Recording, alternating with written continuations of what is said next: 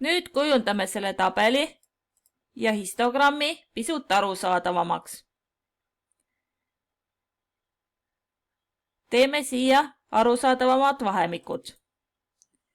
Esimene vahemik on kuni 4. Teine vahemik on 5 kuni 8.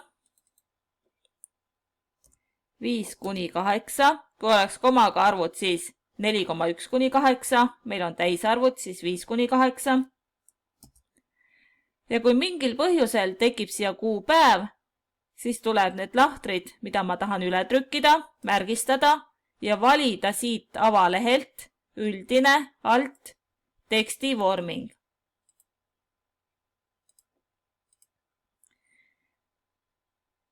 Kirjutan uuesti 5 kuni 8. 9 kuni 12. 13 kuni 16. Ja üle 16.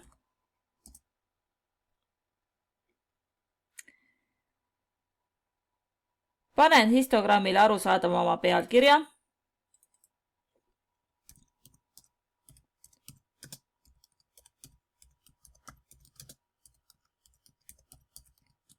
Arvude jagunemine vahemikesse. Teen histogrammi pisut suuremaks. Kustutan legendi, delete. Siia kirjutan esinemissagedus.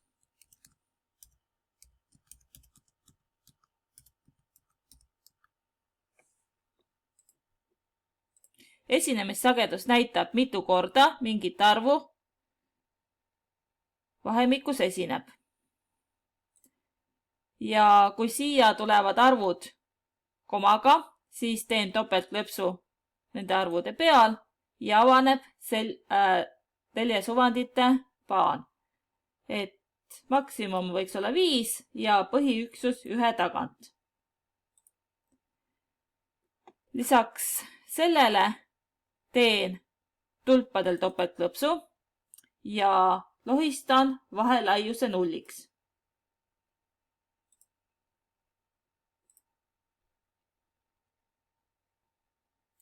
Nüüd on näha, et selle koha pealt, kus lõpeb eelmine vahemik, algab kohe järgmine. Ongi meil korrektne histogramm valmis.